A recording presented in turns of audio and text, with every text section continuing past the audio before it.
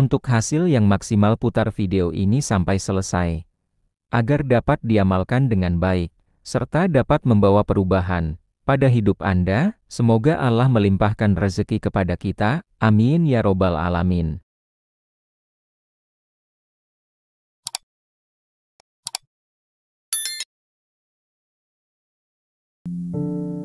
Assalamualaikum warahmatullahi wabarakatuh. Sahabat YouTube yang dirahmati oleh Allah, pernah nggak sih kamu ngerasa hidup lagi penuh dengan tekanan? Dompet tipis, usaha nggak jalan, utang numpuk, dan hati kayak dikucek-kucek. Mungkin kamu pernah berpikir, ya Allah, kapan ya semuanya akan membaik? Kalau kamu lagi di fase itu, kamu nggak sendiri. Banyak dari kita ngalamin hal yang sama.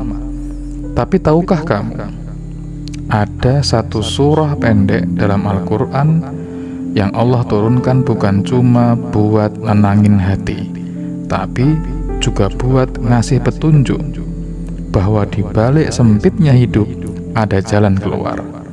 Surah itu adalah Surah Al-Insyirah, atau sering kita dengar dengan nama Surah Alam Nashrah. Suratnya nggak panjang, cuma 8 ayat, tapi isinya Masya Allah dalam banget. Dan di video ini kita bakal bahas bagaimana membaca dan memahami surah ini bisa jadi pembuka rezeki kita. Bukan karena mistis, tapi karena makna dan mindset yang dibentuk dari dalam. Apa itu surah Al-Insyirah? Surah ini turun di Mekah. Artinya, surah ini datang di masa-masa dakwah. Rasulullah Shallallahu Alaihi Wasallam lagi dalam keadaan sulit-sulitnya, lagi banyak tekanan, lagi banyak dihina, ditolak dan diasingkan. Alam nashrah laka sodrak, bukankah kami telah melapangkan dadamu?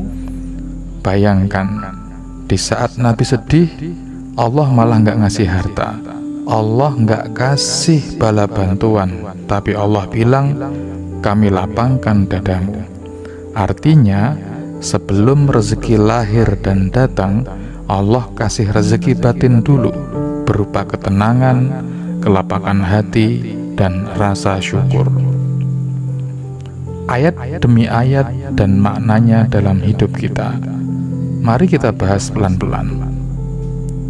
Alam nashrah laka sodrak. Allah bertanya, bukankah kami telah melapangkan dadamu?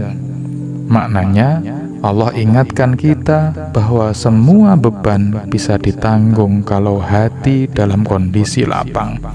Hati sempit sama dengan rezeki juga mampet. Kemudian yang kedua, wa wada'na anka wizrak alladzi anqadha dhahrak. Allah angkat beban Nabi. Begitu juga dengan kita. Kalau kita dekat dengannya, Allah akan bantu ringankan beban kita. Allah akan bantu ringankan masalah-masalah yang sedang kita hadapi. Kemudian ayat ketiga, wa rafa'na laka dzikrak. Saat kamu sabar, tetap baik meskipun dihina, Allah sendiri yang akan angkat derajatmu. Nama baikmu naik tanpa harus kamu promosikan sendiri. Fa inna ma'al usri yusra, inna ma'al usri yusra. Ini ayat yang favorit untuk semua orang. Allah ulang 2 kali dalam surah tersebut.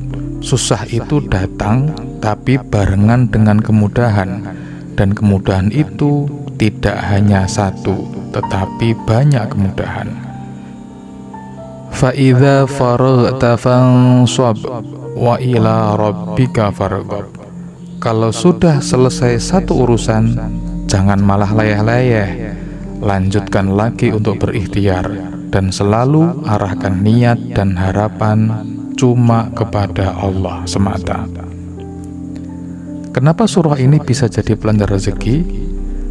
Rezeki itu bukan cuma soal uang, tapi soal energi, soal keberanian, ketenangan, dan keyakinan.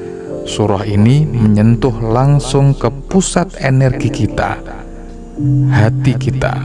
Saat hati lapang, kita lebih mudah menerima atau mendapatkan peluang-peluang yang ada di depan kita. Kita nggak gampang iri dengan kondisi orang-orang yang ada di sekitar kita. Kita lebih kuat menghadapi tantangan yang sedang kita hadapi atau tantangan yang sedang kita alami. Dan kita lebih fokus dan kreatif, dan semua itu akan muncul ketika hati kita dalam kondisi lapang. Semua ini efeknya balik ke kelancaran rezeki. Jadi, baca surah Al-Insyirah bukan buat nunggu uang jatuh dari langit, tapi buat menguatkan hati biar tetap waras dan semangat untuk senantiasa berusaha dan berikhtiar. Testimoni dan kisah yang mengamalkan surah Al-Insyirah. Banyak yang bilang setelah mereka rutin membaca surah Alam Nashrah atau surah Al-Insyirah, misalnya 7 kali setiap pagi, hidupnya berubah. Bukan sulap, tapi mental mereka jadi lebih tangguh, mental mereka jadi lebih tenang. Dan dari situlah ide-ide usaha muncul, relasi membaik, bahkan peluang-peluang kerja terbuka di depan mata. Ada seorang pengemudi ojek online, setiap habis sholat subuh, dia baca surah Al-Insyirah 7 kali. Dia bilang, saya jadi lebih tenang di jalan, penumpang pun lebih ramah. Tips makin sering dikasih oleh penumpang. Allah yang buka rezeki, tapi hati yang lapang jadi jalan pembuka atau pintu gerbang dari rezeki tersebut. Cara mengamalkan surah Al-Insyirah untuk rezeki. Yang pertama, rutin baca setiap pagi. Idealnya setelah sholat subuh 3 kali sampai 7 kali. Yang kedua, baca dengan sadar dan pelan. Hayati maknanya, jangan cuma dikejar cepatnya atau banyaknya, tetapi harus menghayati makna yang terkandung di dalam surah Al-Insyirah. Yang ketiga, gabungkan dengan istighfar atau dengan sholawat. Ini seperti booster rezeki dengan didorong lebih kuat dengan istighfar dan sholawat. Yang keempat, jadikan sebagai doa. Setelah membaca, lanjutkan dengan doa spesifik. Misalnya, ya Allah, lapangkanlah dadaku, lancarkanlah rezekiku, beri aku jalan keluar dari kesulitan yang sedang aku hadapi. Kemudian yang kelima, jaga hati tetap lapang. Jangan gampang mengeluh. Jangan bandingkan diri terus. Jangan bandingkan diri ini dengan orang lain. Kita hidup di zaman yang serba cepat. Semua orang ingin rezeki yang instan. Tapi Allah mengajarkan, sebelum rezeki itu datang, hati kita dulu yang harus dilapangkan. Kalau kamu hari ini lagi berat, lagi merasa dunia itu sempit, coba buka mushaf, baca surah Al-Insyirah. Bukan hanya dibaca, tapi dirasakan.